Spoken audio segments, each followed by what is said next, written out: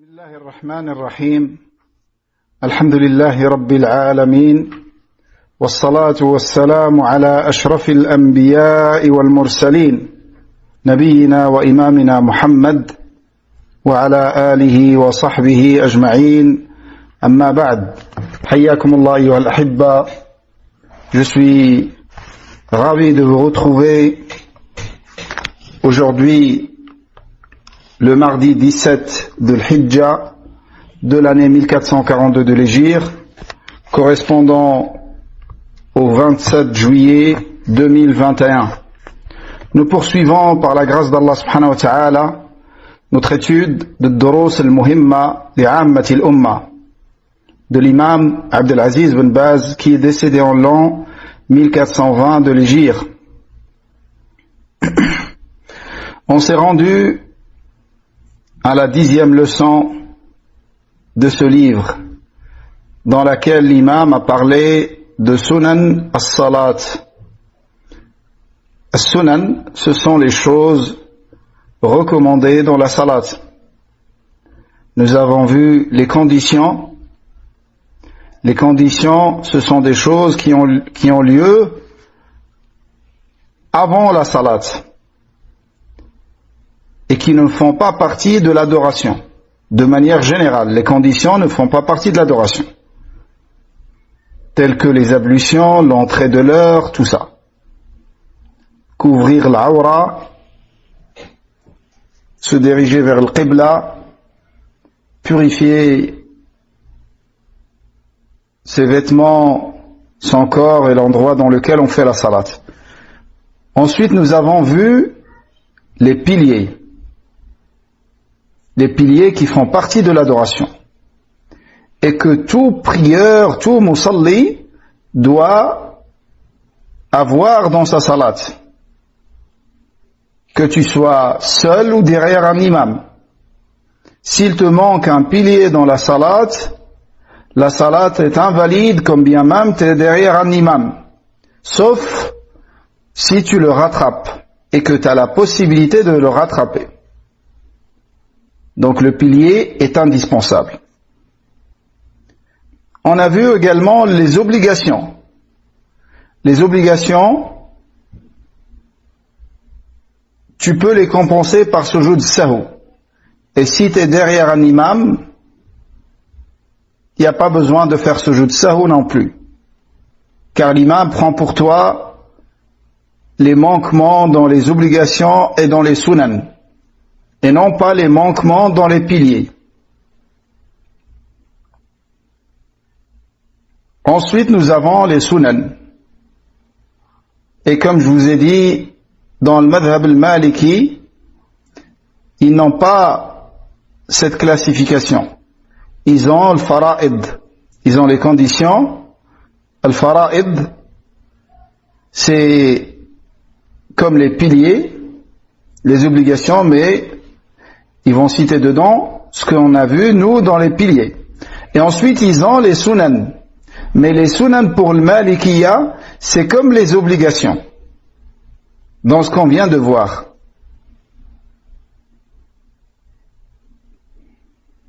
Ça se rapproche des obligations.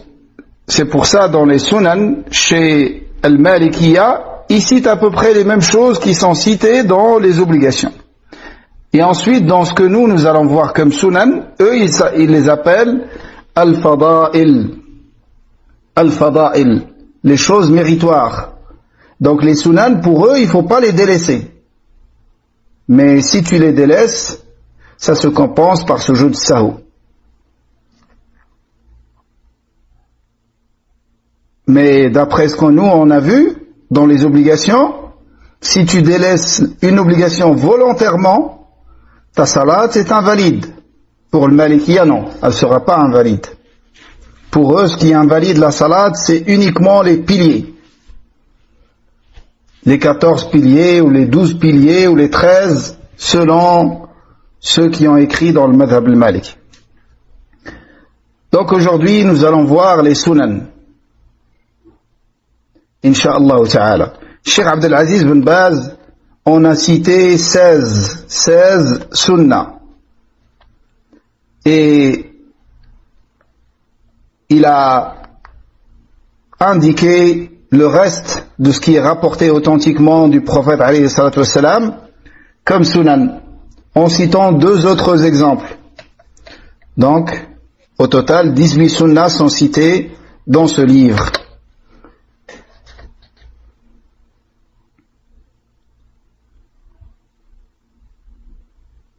Donc, sunna, pour nous, c'est tout ce qui est rapporté du prophète alayhi salatu wassalam authentiquement dans sa salat, et que son délaissement par oubli, par erreur, même volontairement, n'invalide pas la salat. N'invalide pas la salat. Mais bien évidemment, tous les savants recommandent de prier comme le Nabi alayhi sallam priait. Et même ces sunan que nous allons voir, le Nabi alayhi sallam, il les faisait tout le temps dans ses salawats. Il les délaissait pas. C'est pour ça, ton objectif, ça doit être de prier comme le Nabi alayhi sallam priait, comme il te l'a ordonné. Sallu kama ra'aytumuni usalli.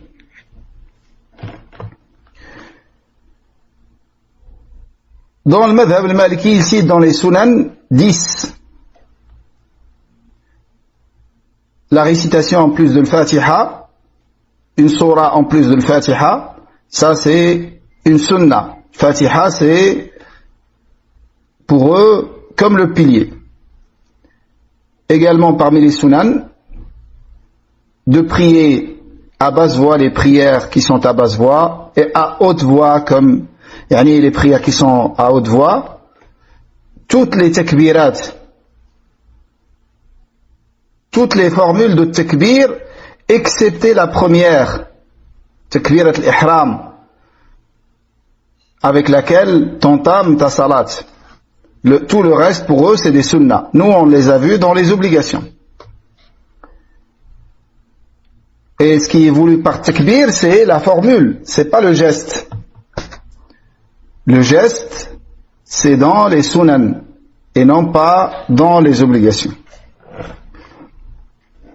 Aussi, le fait de dire Sami Allahu liman hamidah et les deux tashahhud, le premier et le dernier, les deux sont des sunan pour le Malikiyya. L'assise l'assise pour faire tashahhud, c'est une sunna. La deuxième taslima, et de faire la première taslima à haute voix, c'est une sunna. Et la dernière sunna qu'il cite, la 10e, c'est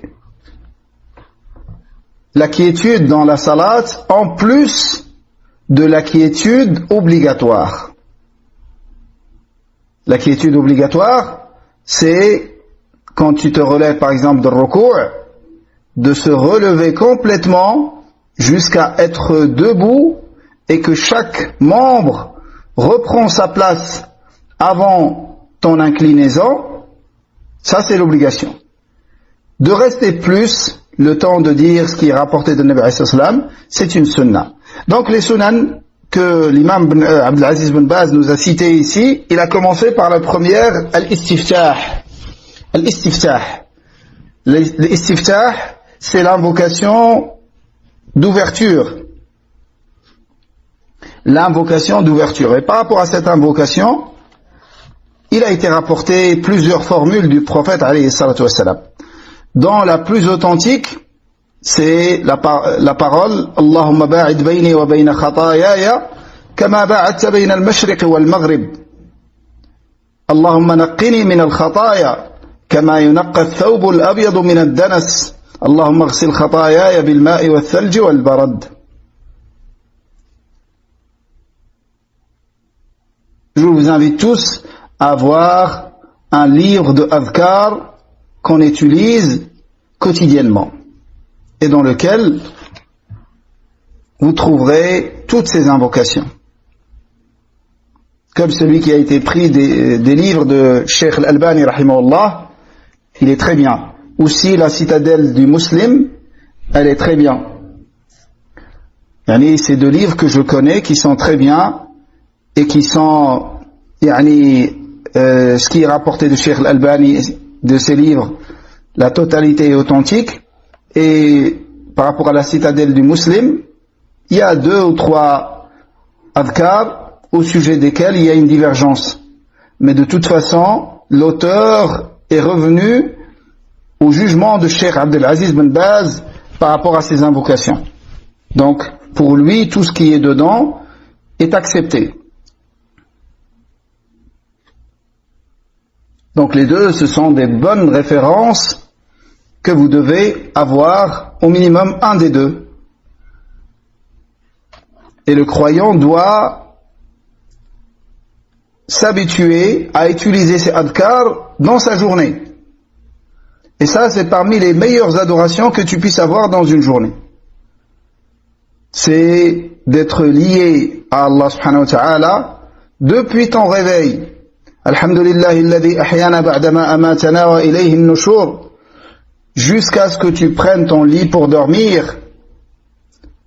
Bismika Allahumma wada'tu janbi wa bika arfa'uh, in amsakta nafsi farhamha wa in arsaltaha fahfadha bima tahfadhu bihi ibadak as-salihin. Il n'y a pas de mal à lire pendant que tu lis l'adhkar, et à force, bi'idnillah, tu vas les mémoriser. Quotidiennement, faut que tu fasses tous ces adhkar.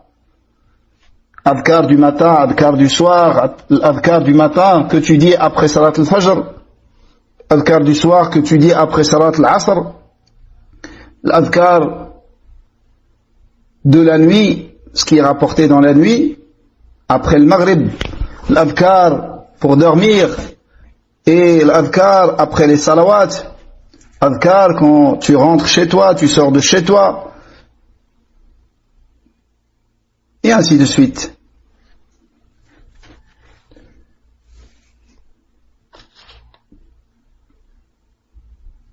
Donc ce dhikr de l'istiftah, dua l'istiftah que je viens de citer, il est rapporté dans les deux authentiques.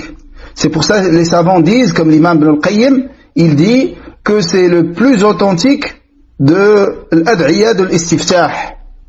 Les invocations de l'ouverture de salat, le plus authentique c'est celui-là. Mais le plus fort dans le sens, c'est Subhanaka Allahumma wa bihamdik wa tabaraka asmuk wa ta'ala jadduk wa la ilaha ghayruk.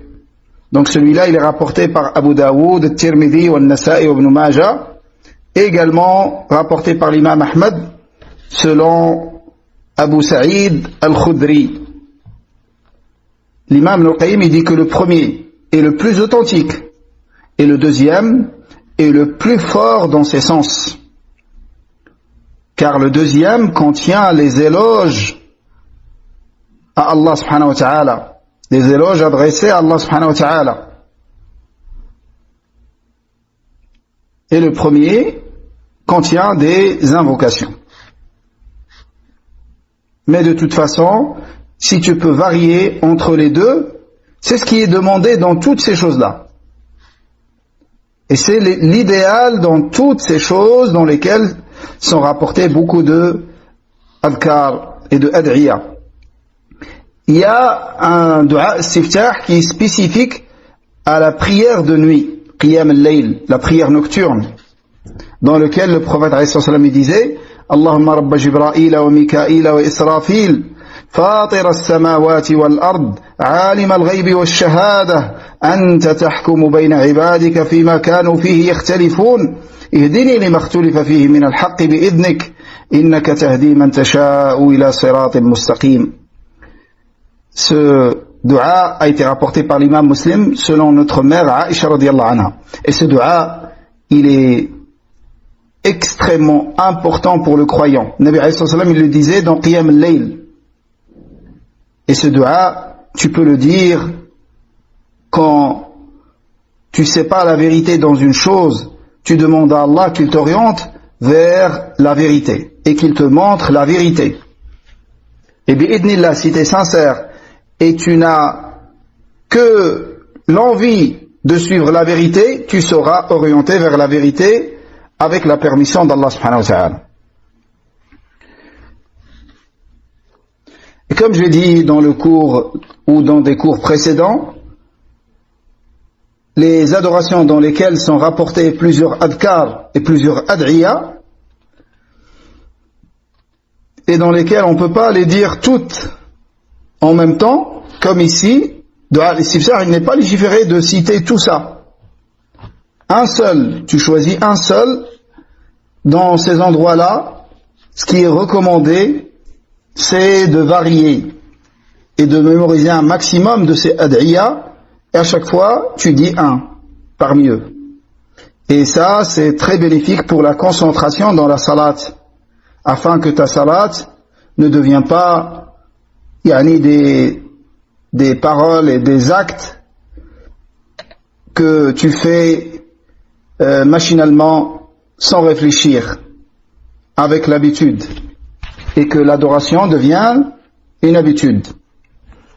Donc cette variété dans l'adhkar, ça t'aide à rester toujours concentré dans ton adoration. La deuxième sunna que Cheikh Rahimahullah a citée, جعل كف اليد اليمنى على اليسرى فوق الصدر حين القيام قبل الركوع وبعده. La deuxième sunna, c'est de mettre la main droite sur la main gauche au-dessus de la poitrine dans la station debout. Que ce soit la station debout pendant la récitation ou après que tu te relèves de ruku', avant le ruku' et après le ruku', a dit Cheikh. Avant le ruku' et après le ruku'. Le ruku' c'est l'inclinaison.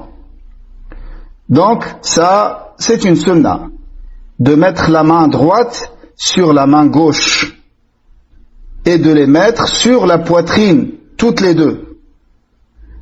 Et par rapport à ça, tu peux mettre la main droite sur la main gauche en prenant la main gauche par le poignet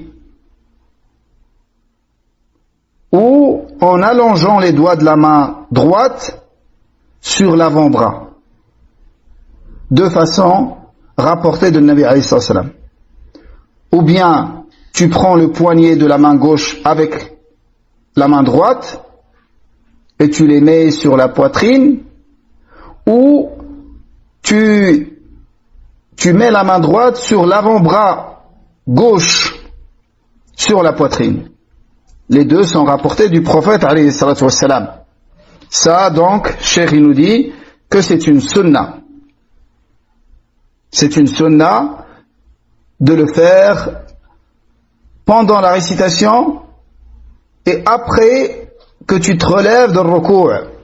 Après que tu te relèves de ruku', il y a une divergence entre les savants, car il n'y a rien qui a été rapporté de Nabi alayhi salam d'explicite de comment on doit faire quand on se relève de ruku'. Est-ce qu'on laisse les bras, on les relâche vers le bas, allongés, ou on les place sur la poitrine? Donc Cheikh Rahimahullah, il voit que c'est sur la poitrine. Cheikh Al-Albani, il voit que comme rien n'a été rapporté, les mains doivent être relâchées et non pas placées sur la poitrine. Dalil de chacun des deux avis, c'est le même. Cheikh Al-Albani dit, comme il n'y a pas de dalil, on revient à la position normale des mains. Et les mains en temps normal, elles ne sont pas placées sur la poitrine. Cheikh Ben Baz, il dit, comme il n'y a pas de dalil spécifique, on revient à la position de base. Et la position de base dans salat, quand tu es debout, c'est que tu mets la main droite sur la main gauche. Donc pour lui, l'origine, c'est de mettre la main droite sur la main gauche. Quand tu te relèves, comme il n'y a pas de dalil explicite, tu fais comme ça. Il est rapporté de l'imam Ahmad qu'il disait que peu importe que tu relâches les mains ou là tu les mets sur la poitrine, car il n'y a pas quelque chose qui a été rapporté du prophète alayhi salatu wassalam. Donc c'est une question de divergence.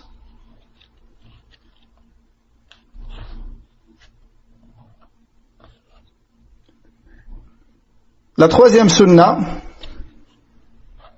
رفع اليدين مضمومتي الأصابع ممدودة حذو المنكبين أو الأذنين عند التكبير الأول وعند الركوع والرفع منه وعند القيام من التشهد الأول إلى الثالثة. Donc, la troisième sunna,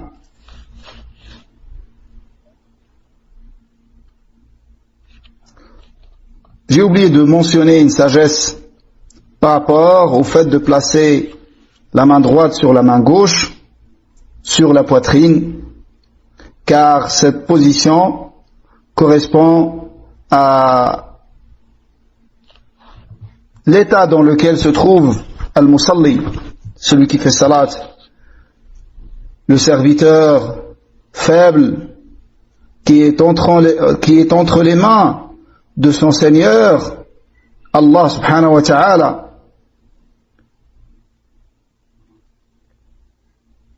Donc, il est entre les mains d'Allah subhanahu wa ta'ala, qui est le fort par excellence, le tout-puissant, le contraignant, le régnant subhanahu wa ta'ala. Et lui, il est dans l'état de celui qui demande avec humilité et modestie, rempli de crainte et par signe de soumission à Allah et de dévotion, il met sa main droite sur sa main gauche, sur sa poitrine. Et ça, c'est plus proche aussi de la concentration dans le salat. Car s'il ne les met pas sur la main, de cette façon-là, il va les laisser, peut-être que les mains vont bouger. Et il va faire des actes et des gestes futiles dans sa salat. Donc ça, c'est des sagesses. Et non pas la raison pour laquelle on fait l'adoration. La raison, on l'appelle al-illa. Et la sagesse, on l'appelle al-hikma. La sagesse, c'est beaucoup plus large. Et la sagesse, c'est des efforts des savants. Des efforts de déduction. Al-illa, en général, c'est quelque chose qui est tiré des textes. Donc, on met la main droite sur la main gauche dans ce salat, en suivant le prophète, alayhi salatu wassalam. Et la sagesse dans ça, c'est ce qui vient d'être cité. La troisième sunna, le fait de lever les mains,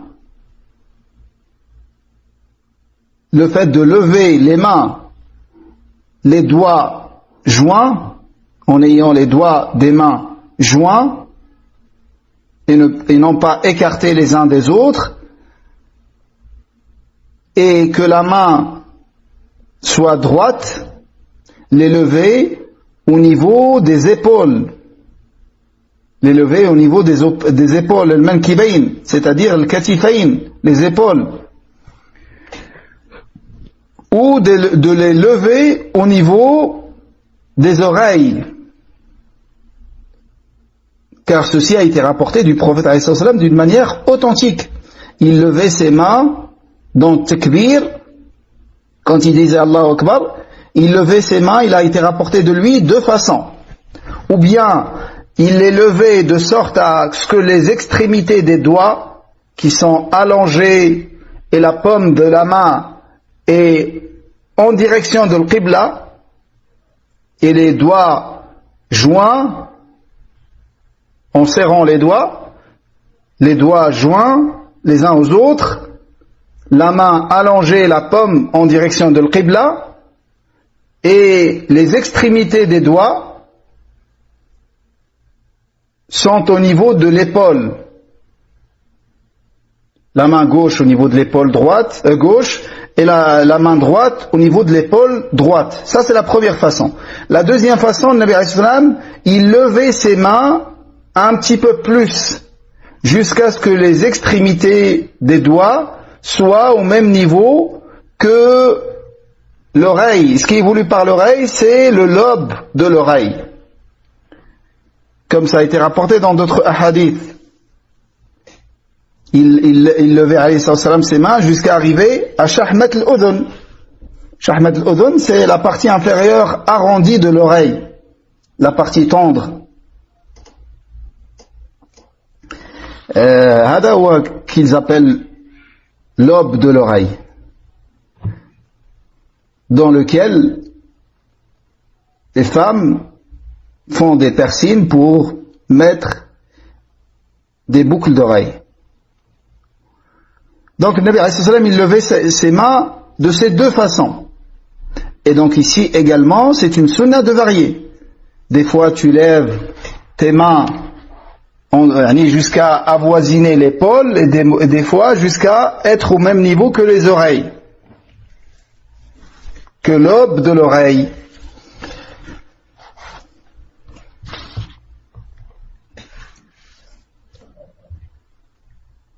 Et ensuite, Cheikh a cité les endroits dans la salade dans lesquels on fait comme ça. Il a cité 4. Il en a cité 4 endroits. Le premier, c'est quand tu veux faire ruku'. Tu dis Allahu Akbar et tu lèves tes mains de cette façon. Bien évidemment, on a vu, on les lève tout d'abord dans Takbirat al-Ihram. Dans Takbirat al-Ihram. Et la deuxième, ou le deuxième endroit, c'est pour faire l'inclinaison, ruku'. La troisième ou le troisième endroit, c'est quand tu te relèves de ruku'. Tu lèves les mains en disant Sami'a Allahu liman hamidah. Et une fois debout, tu dis Rabbana wa lakal hamd. Et la quatrième et dernière fois où tu lèves les mains, c'est quand tu te relèves du premier tashahhud pour la troisième rak'a. Tu as fini le premier tashahhud, tu dis Allahu Akbar en levant les mains et tu commences la troisième rak'a. Donc ça, c'est les 4 endroits dans lesquels il a été rapporté que le Nabi alayhi salam, il levait ses mains tout le temps. Après, c'est une sunna de lever les mains de temps en temps à chaque fois que tu dis Allahu Akbar. Mais de temps en temps. Ces 4 endroits, c'est tout le temps une sunna. Et tout ça est rapporté dans les hadiths authentiques. Yani, les 3 premiers endroits, à savoir Takbirat al-Ihram pour ruku' et quand tu te relèves de ruku', ces 3 endroits, ça a été rapporté dans les 2 authentiques. Selon hadith Malik ibn al-Huwayrith radiyallahu anhu. Hadith Malik ibn al-Huwayrith, c'est un hadith extrêmement important dans ce salat. Car Malik ibn al-Huwayrith radiyallahu anhu était tout jeune, des enfants. Ils sont venus, ils sont entrés dans l'islam et le Nabi alayhi salam leur a enseigné la salat. Et ils ont bien retenu tout ce qu'il leur a dit. Et ils sont restés quelques jours avec le prophète alayhi salam. Ensuite, il leur a dit de retourner dans leur tribu et de les appeler à l'islam et de leur enseigner la religion. Et il y a des hommes de science qui ont regroupé toutes les versions de ce hadith dans un même ouvrage afin de pouvoir voir la description de salat de Nabi alayhi salam dans sa globalité. Mais il n'est pas bien évidemment le seul compagnon qui a rapporté salat et sa description. Mais ce sahabi, il a cette particularité que je viens de vous citer. C'est pour ça ces hadiths dans salat ont une importance particulière chez les hommes de science. Et la quatrième ou le quatrième endroit qui est quand tu te relèves du premier tashahhud, c'est rapporté dans l'authentique de l'imam al-Bukhari et non pas dans les 2 authentiques. Donc vous voyez que tout ça est rapporté dans des sunan authentiques, dans les livres les plus authentiques après le livre d'Allah subhanahu wa ta'ala.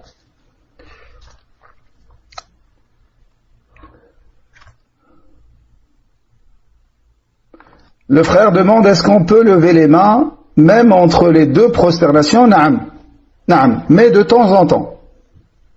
À chaque fois que tu dis Allahu Akbar, en plus de ces 4 endroits, tu peux lever les mains. Mais de temps en temps. Mais pas tout le temps. Tout le temps, c'est les 4 endroits que Cheikh Rahimahullah a cités ici.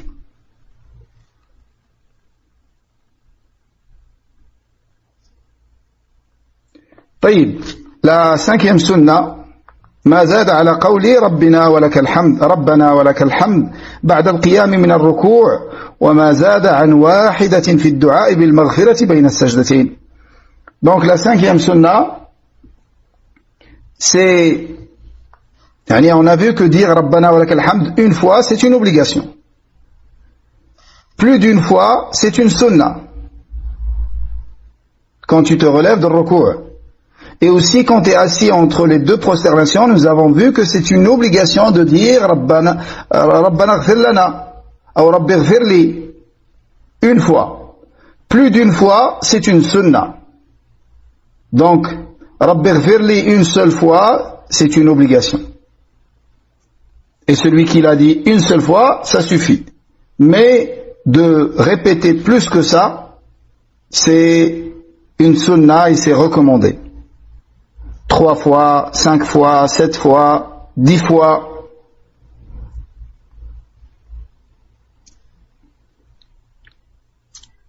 Et plus t'en fais, mieux c'est, bien évidemment.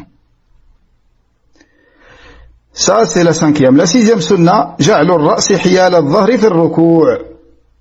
Le fait d'aligner la tête,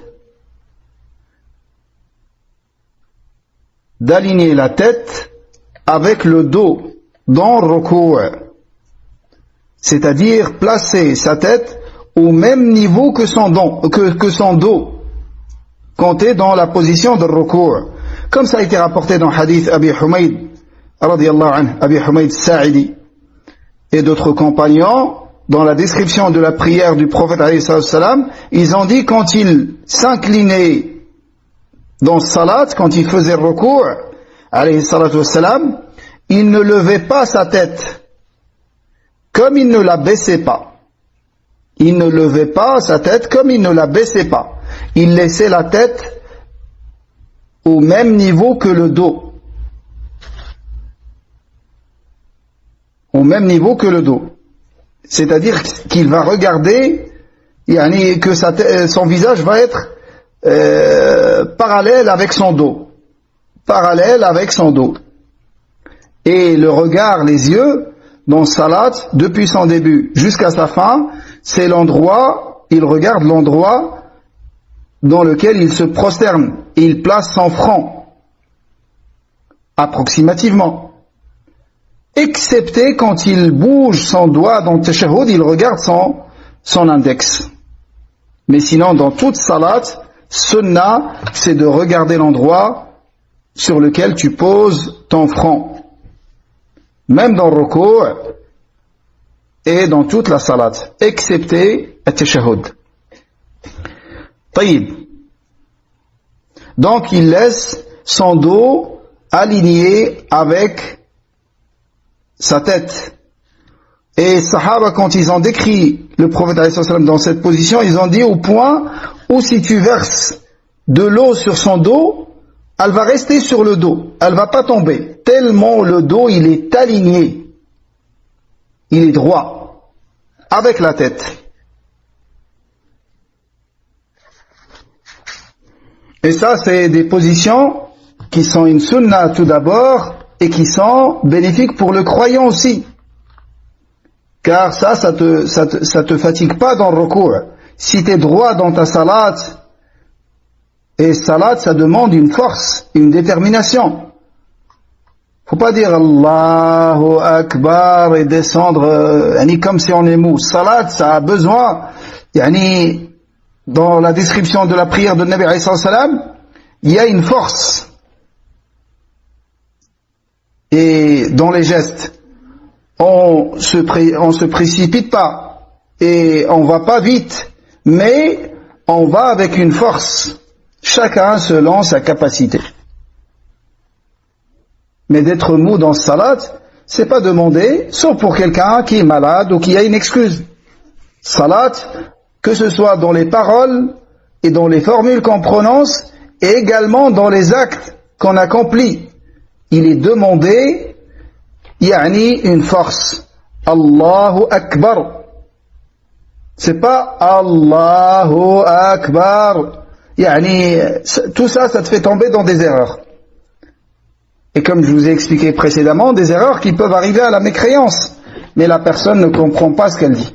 Mais sinon, elle parle avec une mécréance. Allahu Akbar.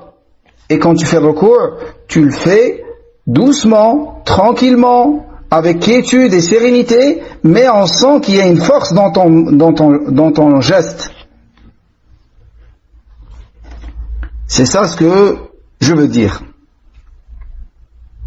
Donc, Nabi alayhi salam, quand il est debout, il écarte pas beaucoup ses jambes, comme on voit certains de nos frères faire.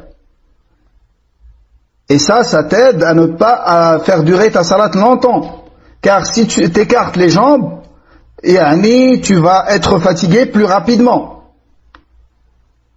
Ses jambes sont au même niveau que ses épaules. C'est-à-dire l'écart qu'il y a entre les épaules, c'est le même à peu près qu'il y a entre les jambes. Et quand il descend dans le recours, son dos est aligné. Contrairement à quelqu'un dont le dos reste courbé, celui-là, il va se faire mal au dos. Il va se faire mal au dos. Et ça, c'est des choses sur lesquelles tu peux t'entraîner. Tu peux t'entraîner à descendre le dos aligné. Et pour aligner le dos, c'est pas au moment où tu arrives au recours. Ça se travaille pendant la descente. Il y a des techniques à faire quand tu descends. Et ce cours, en réalité, dans la description de salat, doit être pratiqué devant les gens, afin de montrer ces choses-là. C'est plus facile. Pour décrire la totalité du geste et du mouvement, c'est pas toujours évident. طيب. La 7e sunna qu'il a cité rahimahullah, مجافاة العضدين عن الجانبين والبطن عن الفخذين والفخذين عن الساقين في السجود. La 7e sunna, c'est d'écarter les arrière-bras des côtes et le ventre des cuisses et les cuisses des jambes lors de la prosternation. Et ça aussi, ça te montre que dans ce salat, il faut que tu aies une force. C'est pas tu vas te reposer sur ton côté ou là te reposer sur tes jambes pendant que tu es dans sujoud, ou là coller ton ventre à tes jambes. Tout ça, c'est des positions il faut que chaque membre soit bien isolé, bien séparé, et il se prosterne librement pour Allah subhanahu wa ta'ala. C'est pour ça on écarte. Tout d'abord, on écarte les arrière-bras, t'écartes tes arrière-bras de tes côtés. C'est pas tu les mets sur les côtés, tu t'appuies dessus. Et aussi, le ventre, tu l'écartes de tes cuisses dans ce sujoud. Dans ce sujoud, t'écartes ton ventre de tes cuisses et tu ne t'appuies pas avec ton ventre sur tes cuisses. Et t'écartes les cuisses des jambes. Tu vas pas coller les cuisses aux jambes. Tout ça dans as-sujoud.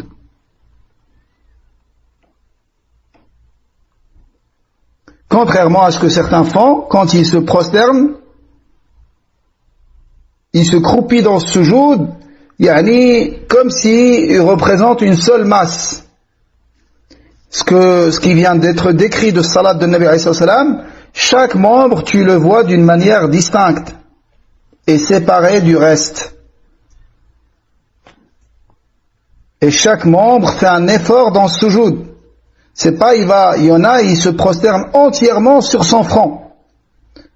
C'est pour ça que tu vas trouver qu'il a une grosse tache sur le front. Là, il fait une erreur dans la prosternation. Mais c'est pas toute personne qui a cette marque. Cela est dû à l'erreur de sujoud. Il y a des gens qui ont la peau plus sensible que d'autres. Mais, en général, c'est ça la cause. La personne, elle va s'appuyer complètement sur son front, et surtout si elle prie sur un tapis, un peu dur, ça laisse des traces plus rapidement.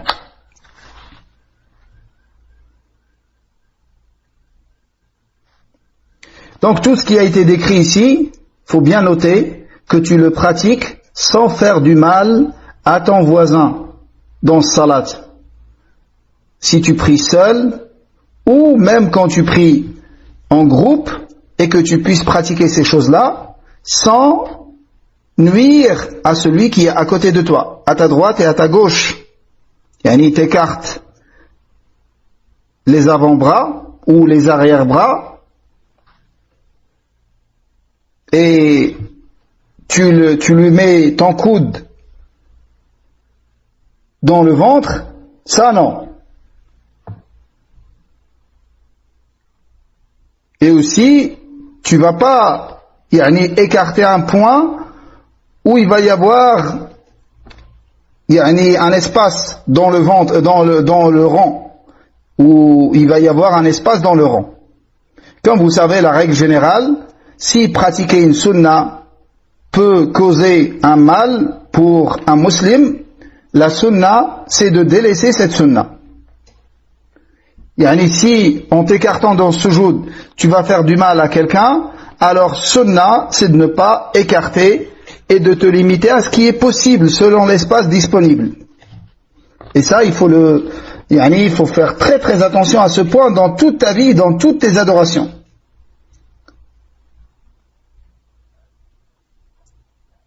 Toucher le hajar al-aswad, la pierre noire, c'est une sunna. Mais si pour la toucher tu vas faire du mal à un musulman, ça peut être haram. Et la sunna à ce moment-là, c'est de ne pas la toucher. Et de délaisser cette sunna, car il va y avoir un mal plus grand que le bien espéré. Et une autre remarque très très importante, il faut savoir que tout ce qui est cité dans la salat concerne l'homme comme la femme. Contrairement à ce que certains savants ont dit, et Cheikh Al-Albani a réfuté cela dans son livre Sifat Salat, certains savants ont dit que la femme, elle ne doit pas écarter ses avant-bras, ses arrière-bras, ses cuisses et ainsi de suite. Ils ont dit, au contraire, elle ne fait pas ça, car c'est mieux pour qu'elle se préserve et pour qu'on ne voit pas son corps ou des choses comme ça. Et ça, c'est contraire à ce qui a été rapporté et contraire à la règle générale. C'est que la femme est comme l'homme dans tous les jugements de la religion de l'islam, sauf s'il y a une preuve sur l'exception. Ça a été rapporté dans l'authentique de l'imam al-Bukhari que Darda, vous savez qui c'est Darda, l'épouse de Abu Darda. Et Darda, c'était une femme très savante. Elle s'asseyait dans salat et elle faisait les gestes dans salat comme l'homme. Et c'était une femme qui avait beaucoup de science. Donc, la règle, c'est que les femmes sont concernées comme les hommes par tout ce qui a précédé. Sauf s'il y a un mal. Une femme, elle est en présence d'hommes étrangers et elle n'a pas autre moyen autre lieu pour prier que celui-là. Et si elle écarte les membres de son corps, ces hommes-là peuvent la regarder ou des choses comme ça. Mais sinon, la règle de base, c'est que la femme, elle pratique sa salat comme l'homme. Comme l'homme. Également de hausser la voix quand c'est une salate à haute voix, sauf si elle craint être entendue par un homme étranger. Sinon la femme, elle hausse la voix dans ce salat. La 8e sunna, lever les avant-bras. Lever les avant-bras du sol pendant sujoud. Donc quand tu es dans la position de sujoud, tu dois lever tes avant-bras, dhira'. Tu dois lever les avant-bras du sol afin de ne pas ressembler au chien. Comme ceci a été rapporté dans le hadith. Le Nabi sallallahu alayhi wa sallam a dit وَلَا يَفْتَرِشْ أَحَدُكُمْ ذِرَاعَيْهِ افتراش الكلب, que l'un d'entre vous ne pose pas ses avant-bras comme le fait le chien.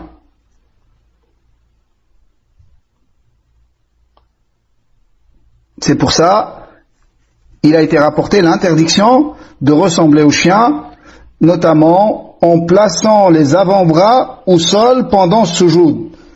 Tu places les paumes des mains et les avant-bras, ils sont bien levés du sol. Ils sont bien levés du sol.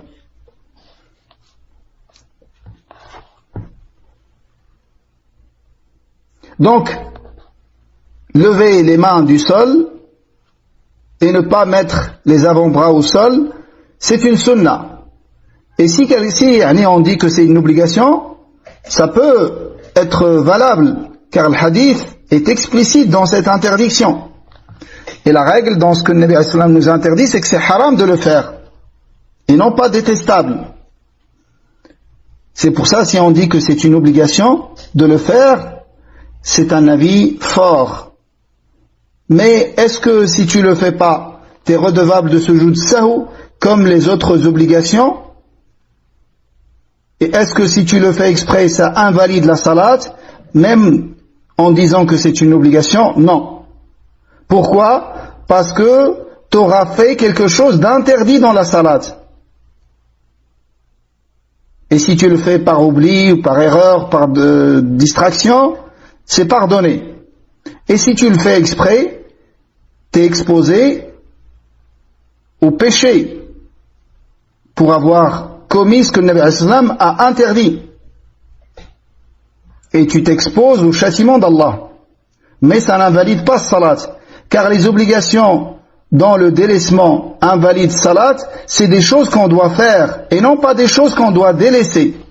C'est pour ça que ça n'invalide pas salat. C'est ça la différence entre les deux. La 9e sunna,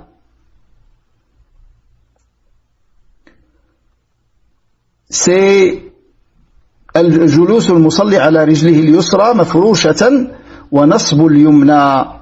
Donc la 9e sunna, c'est que le musalli s'assoit, il s'assoit en couchant son pied gauche et il s'assoit dessus.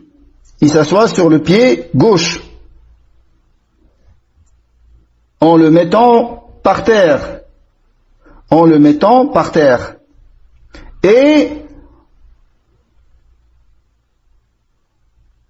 il tient son pied droit debout. Il tient son pied droit debout. Donc le pied droit, il est debout. Et le pied gauche, il est couché au sol et il s'assoit dessus. Cette position s'appelle al-iftirash. Ça s'appelle iftirash. Il y a une deuxième position que nous allons voir qui s'appelle tawarruk. Donc l'iftirash, c'est ce qu'on fait dans le premier tashahhud et entre les deux prosternations. Pour vous simplifier, l'iftirash, on le fait tout le temps quand on est assis, excepté dans un seul endroit où on fait tawarruk. C'est dans le deuxième tashahhud, pas le dernier, le deuxième. C'est-à-dire une salade dans laquelle il y a un seul tashahhud, comme salade subh, on va faire l'iftirash. Tawarruk, on le fait dans un seul cas dans salat. C'est quand? On le fait quand il y a un deuxième tashahhud, on le fait dans le deuxième tashahhud. Sinon, dans toute notre salat, quand on est assis, on s'assoit avec l'iftirash. Iftirash, c'est comme on a vu.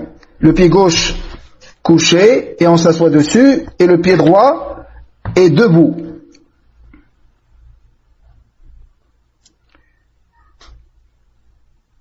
Ça, c'est une sunna.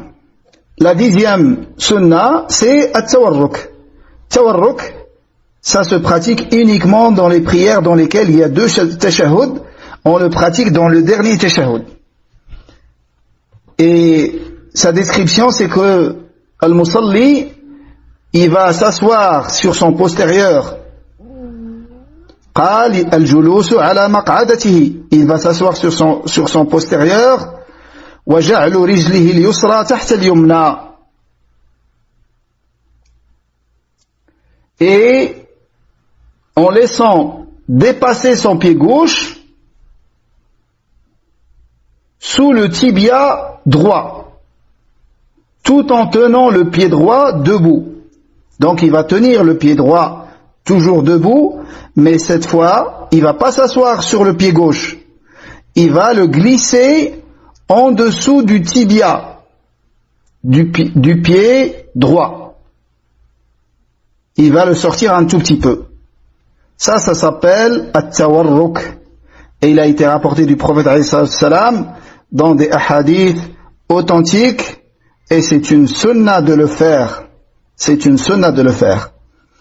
Comme le frère a dit, toute chose dans la salate avec laquelle tu vas gêner ton voisin, comme bien même c'est une sunna de la faire, tu ne la fais pas avec l'intention de ne pas faire du mal à ton frère, et bi'idnillah, tu auras la récompense comme celui qui l'a fait exactement.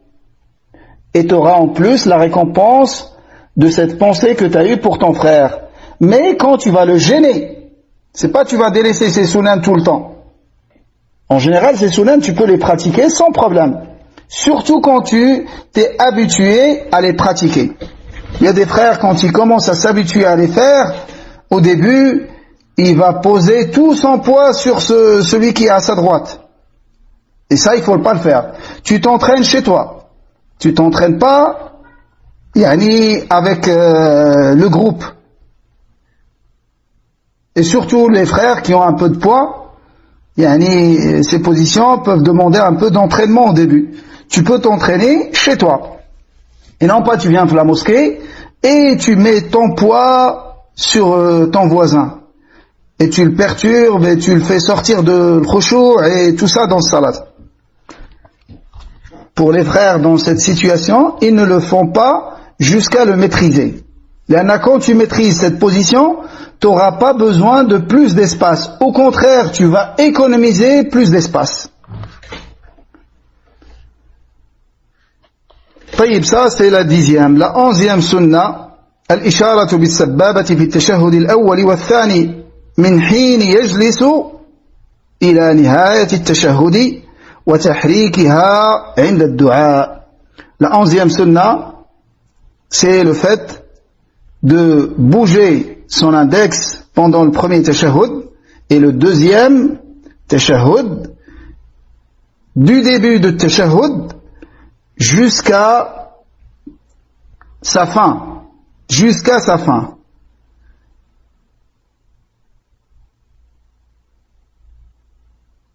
Et de la bouger pendant l'invocation. Moi j'ai dit bouger. Cheikh il dit d'indiquer avec son index, d'orienter son index vers le Qibla et de le garder fixe sans le bouger jusqu'à la fin de Tashahhud. Et ensuite, quand tu commences les invocations, tu commences à le bouger. Donc ça, c'est ce que Cheikh voit par rapport à ce point, à cette sunna.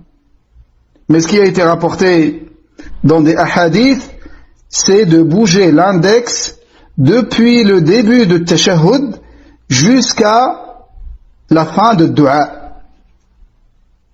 Et il continue à la bouger. Il a été rapporté, selon Ibn Umar, que bouger le doigt dans Tashahhud, miqma'atu shaytan. Miqma'atu shaytan. Le miqma'a, c'est une sorte de bâton en bois ou en fer avec une tête courbée avec laquelle on frappe l'éléphant ou des animaux semblables afin de le faire soumettre, afin qu'il obéisse à son maître. Donc, dans ce hadith, le fait de bouger le doigt a été décrit comme cette chose-là pour Shaitan. Et le miqma'a, c'est rapporté dans le Coran. Allah Azza wa Jalla dit, le pluriel de miqma'a, c'est maqami'. Allah Azza wa Jalla dit dans Surat Al-Hajj, وَلَهُمْ مَقَامِعُ مِنْ حَدِيدٍ. Il y aura pour eux des massues en fer, des massues ou des maillets en fer. C'est-à-dire ce qui a été décrit, des bâtons en fer avec des extrémités courbées avec lesquelles ils seront frappés, wal-'iyadhu billah, les gens de l'enfer. Donc, l'avis de Cheikh Ben Baz, c'est ce que j'ai cité. C'est que tu gardes l'index droit sans le bouger jusqu'à la fin de tashahhud. Et quand tu commences à faire dua, tu commences à le bouger. Mais l'avis de Cheikh Al-Albani et de d'autres savants, et par lequel je suis convaincu que c'est la vérité, c'est qu'on bouge l'index depuis le début de tashahhud jusqu'à terminer salam. Car salam, c'est une invocation, comme on l'a vu précédemment. Jusqu'à ce que tu finisses salam, t'arrêtes de bouger l'index. Wallahu a'lam. La 12e sunna, الصلاة والتبريك على محمد صلى الله عليه وسلم وآله وعلى آل إبراهيم وآل إبراهيم في التشهد الأول. Donc salat sur le prophète alayhi salam, on a vu que dans le deuxième tashahhud, c'est un pilier. Dans le premier, c'est une sunna. C'est une sunna. Avec les différentes formules rapportées. Et le mieux, c'est de varier. La 13e sunna, c'est ad-du'a fi at-tashahhud al-akhir. Ad-du'a fi at-tashahhud al-akhir. Les invocations après le dernier tashahhud. Et comme on a vu précédemment également, que la plupart des invocations du prophète alayhi salam, il les disait à cet endroit, quand il termine le dernier tashahhud. Et ça démontre que c'est le meilleur endroit pour faire dua dans toute la salat d'une manière absolue. Car Nabi alayhi salam, c'est là où il faisait la plupart de ses invocations. Et les invocations, il faut en apprendre. Il y en a malheureusement, il y a certains de nos frères, certains musulmans, subhanallah, quand il vient dans ce sujoud ou après avoir terminé le tashahhud, il ne trouve pas à quoi dire. Il reste silencieux. Il fait très peu d'invocations et les invocations se terminent. Et si tu le places devant un homme riche et généreux, et tu lui dis demande-lui, il te donnera tout ce que tu veux, tu vas trouver qu'il va demander énormément, il ne va pas s'arrêter.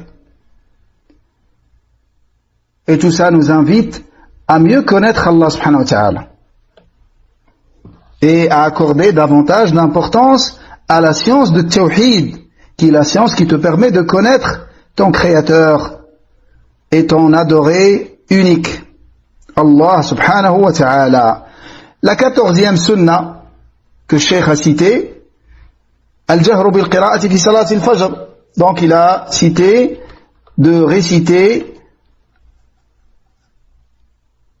à voix haute pendant les prières dans lesquelles est rapporté que Nabi sallallahu alayhi wa sallam est récité à voix haute, notamment la prière de l'Fajr, la prière de l'Jumu'ah, la prière de l'Eid et les deux prières de l'Eid, Eid al-Adha ou Eid al-Fitr, la prière de la demande de pluie, l'istisqa, dans les deux premières rak'at de l'Maghrib et de l'Isha. Donc ça, c'est une sunna de hausser la voix dans ce que Nabi sallam haussait la voix. Et que également, c'est une sunna de baisser la voix, de réciter à voix basse dans les prières dans lesquelles le Nabi sallam est récité à voix basse, notamment les 4 unités de Dhuhr et de l'Asr, la 3e de l'Maghrib, la 3e et la 4e de l'Isha. Donc c'est une sunna. C'est-à-dire si tu inverses, salat reste valide. Mais tu es tombé dans une chose qui s'oppose à la sunna. Et le croyant doit se conformer à la sunna.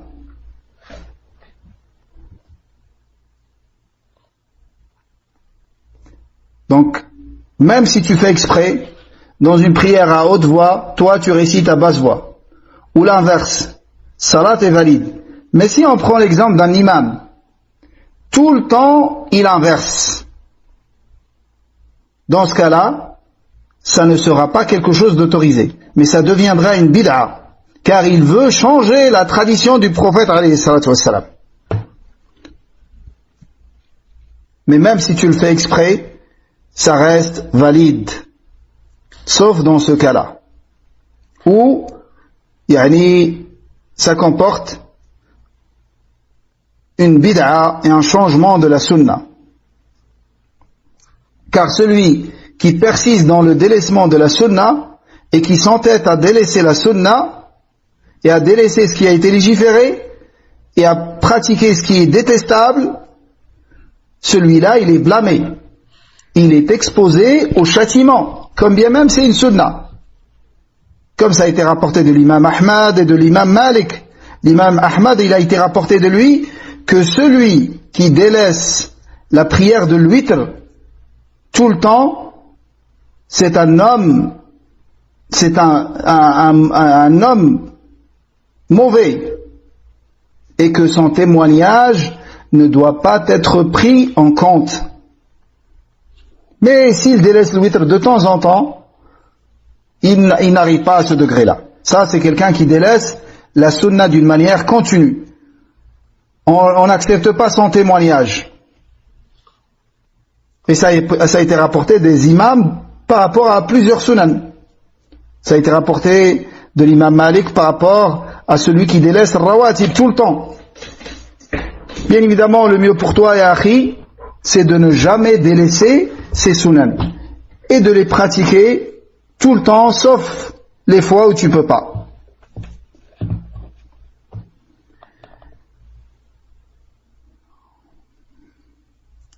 La 16e sunna, donc on a vu la 14e, la 15e, la 16e sunna, qira'atu ma zada 'anil fatihati min al-Qur'an. C'est de réciter de l'Qur'an en plus de l'Fatiha. Fatiha, c'est un pilier, comme on a vu précédemment. Mais ce qui est en plus de l'Fatiha, une sourate, ou là quelques versets, ou ne serait-ce qu'un seul verset, ça c'est une sunna. Et pour celui qui est imam, il est tenu de faire attention à ceux qui prient derrière lui. Il ne fait pas imam, il récite des longues sourates, où il fatigue les gens derrière lui, alors qu'il y en a parmi eux celui qui est malade, celui qui ne garde pas longtemps les ablutions, et ainsi de suite. Le faible, la personne âgée, et ainsi de suite. Donc il prie une prière de temps moyen. Par exemple, Dhuhr, 10 minutes,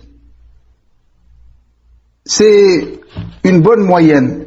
De prier Salat Dhuhr en 10 minutes, c'est une bonne moyenne. Pour celui qui prie imam. Quand tu pries seul, tu fais durer la prière autant que tu souhaites.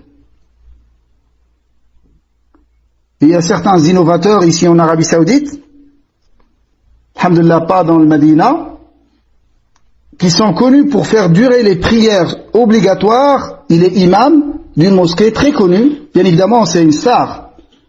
Il fait durer les prières obligatoires des temps, très très longtemps. Et quand il le blâme sur cela, il leur dit, il n'y a pas que ma mosquée. Vous pouvez aller dans d'autres mosquées. Est-ce que le Nabi sallallahu alayhi priait comme ça? Dhuhr, la faire durer 1 heure ou là 1 heure et demie? Ça, c'est pas la prière de Nabi alayhi salam. Ça se rapproche de l'bid'a. Donc, quand tu es imam, faut faire attention à ceux qui prient derrière toi, mais pas non plus la prière à la va-vite. Comme on a vu certains, t'arrives même pas à réciter le Fatiha quand tu es derrière lui.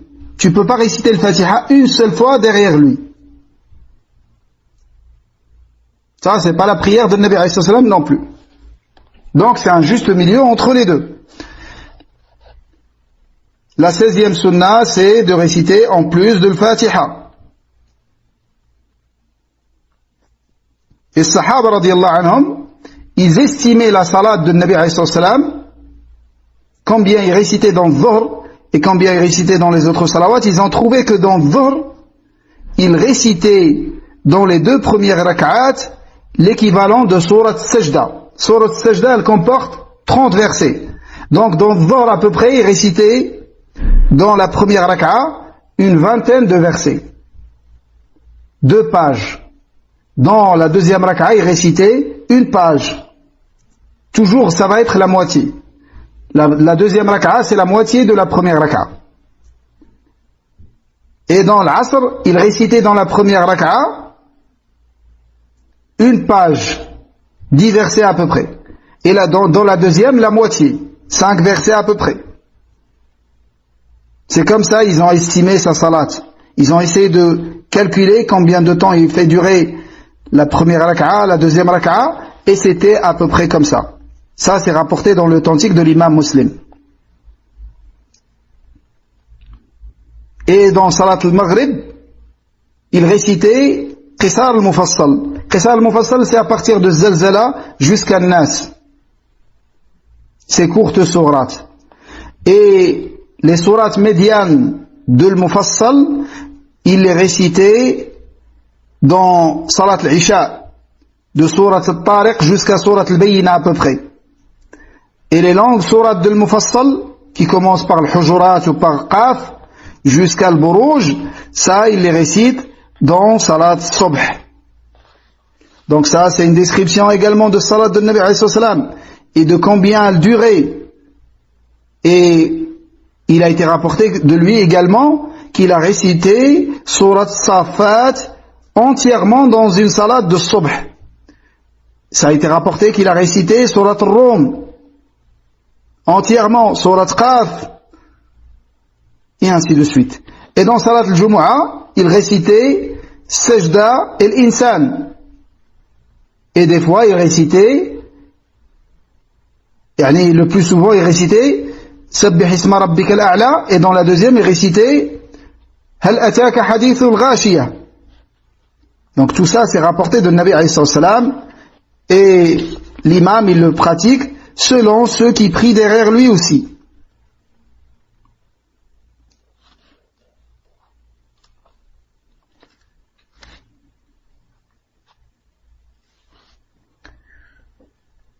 Et vous savez tous l'histoire de Mu'ad ibn Jabal radiyallahu anhu.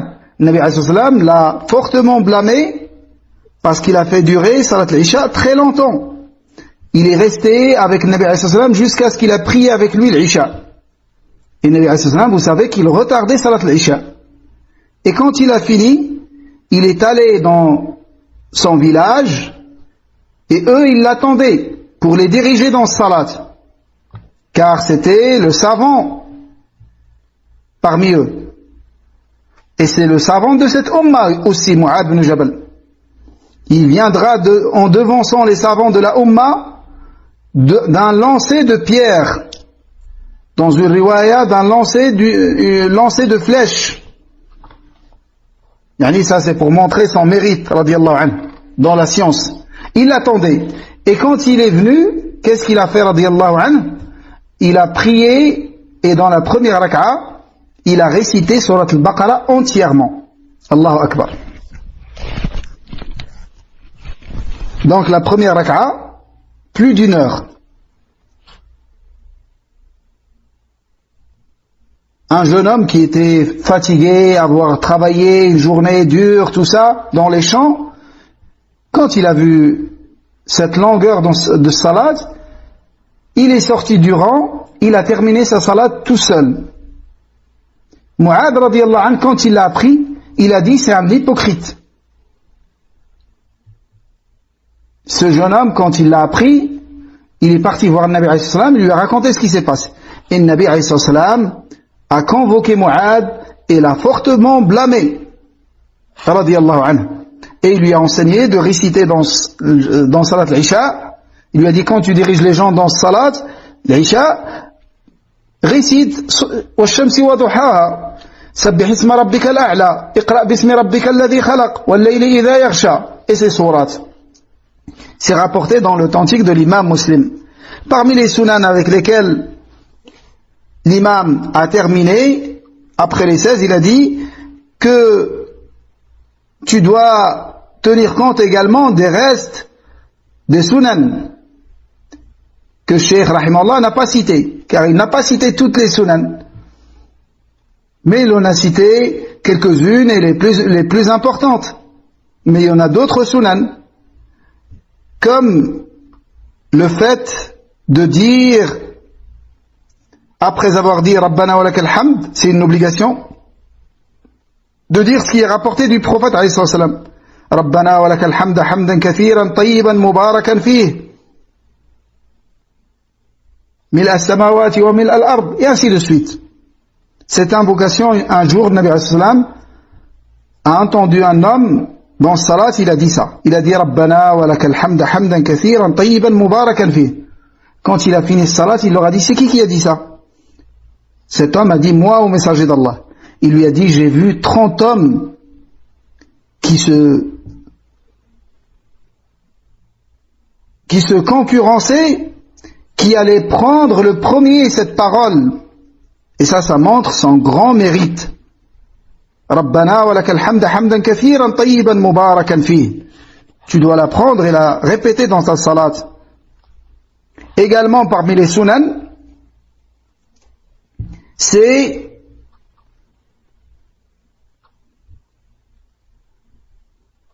يعني قال ومن ذلك أيضا وضع اليدين على الركبتين مفرجتي الأصابع.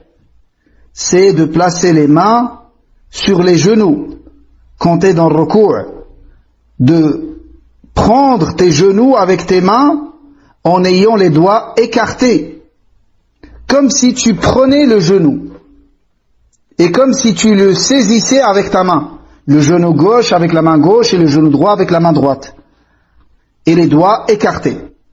Ça aussi c'est une sunna dans le ruku'. Et parmi les sunan également jalsat al-istiraha. Ça c'est une sunna importante qui est rapportée de Nabi alayhi salam, et c'est rapporté dans le hadith Malik ibn al-Huwayrith radiyallahu anhu. Ce jeune homme qui a appris salat de Nabi alayhi salam, il l'a rapporté. Nabi alayhi salam ne lui a pas dit ça, cette position jalsat al-istiraha, c'est réservé pour les personnes âgées, les personnes fatiguées. Non, il lui a enseigné et il l'a pris de lui. Jalsat al-istiraha, c'est une sunna qu'on fait tout le temps. Et contrairement à ce qu'ont dit certains savants, c'est une sunna pour les personnes âgées, personnes faibles, pour se reposer un petit peu. Ça, c'est légiféré pour tout le monde. Et cette jalsa, elle a lieu quand tu veux te lever pour la deuxième raka'a. Tu as fini les deux prosternations de la première raka'a, tu veux te lever pour la deuxième, tu t'assois pendant un très court temps et après tu te lèves. Et également quand tu veux te lever pour la quatrième raka'a. Donc quand tu veux te relever pour la deuxième et pour la quatrième raka'a, tu t'assois pendant un court laps de temps et après tu te relèves. Ça s'appelle jalsat al-istiraha, c'est légiféré pour tout le monde. Maintenant, si l'imam derrière lequel tu pries ne la fait pas, est-ce que tu l'as fait ou pas? Il y a des savants qui disent tu la fais tout le temps, même si l'imam ne la fait pas. Car, premièrement, tu suis le grand imam qui est le prophète alayhi salam. Et deuxièmement, car cette assise très courte ne te fait pas sortir du suivi de l'imam dans la salat. Et le suivi de l'imam dans la salat, c'est une obligation. Si ça pouvait te faire sortir du suivi, même ces savants-là t'auront dit de ne pas la faire, car tu ne fais pas une sunna en délaissant une obligation. Mais pour eux, comme elle est très courte, tu la fais même si l'imam ne la fait pas. D'autres ont dit non, si l'imam ne la fait pas, tu la fais pas, car tu dois suivre l'imam dans l'apparence, dans ta salat. Toi, tu as l'intention de l'asr, lui, il a l'intention de dhuhr, il n'y a pas de mal, car le suivi concerne uniquement l'apparence. Il s'incline, tu t'inclines. Il passe au sujoud, tu passes au sujoud. C'est pas lui, il s'incline et toi, tu restes longtemps à réciter le Fatiha. Sauf si tu connais cet imam et tu sais qu'il fait durer longtemps le recours et qu'il te reste très peu de Fatiha et que tu ne vas pas louper le recours avec lui. Car si tu loupes le recours avec lui, tu auras loupé une rak'a. Et dans ce cas-là, il t'est demandé de descendre directement après lui dans le recours. Et les gens avec l'imam, il y en a qui devancent l'imam. Ça, c'est haram. Il y en a qui vont en même temps avec l'imam dans les actes et dans les gestes. Et ça, c'est détestable. Et il y en a qui suivent l'imam. Quand l'imam, il dit Allahu Akbar, il descend pour le recours. Dès qu'il arrive au recours, lui, il commence le recours. Il dit Allahu Akbar, il commence le recours. Ça, c'est le suivi. Et dans tous les piliers, quand l'imam, il dit Allahu Akbar, il descend pour sujoud, une fois qu'il le voit arriver au sujoud, il commence, lui, son sujoud. Et s'il ne le voit pas, quand il termine Allahu Akbar, il commence, lui, sujoud. Et la quatrième catégorie de gens, c'est ceux qui restent longtemps après l'imam. Et ça, c'est détestable également. Donc, il y a deux choses détestables, une chose haram et une sunna. Sunna, c'est le suivi, et le suivi, c'est comme ce que je viens de décrire. Wallahu a'lam. Wa sallallahu wa sallam ala nabiyyina Muhammad. Walhamdulillahi rabbil alamin. Subhanak Allahumma wa bihamdik. Nashhadu an la ilaha illa ant. Nastaghfiruka wa natubu ilayk. Barakallahu fikum. Wa jazakumullahu khayra. Wassalamu alaykum wa rahmatullahi wa barakatuh.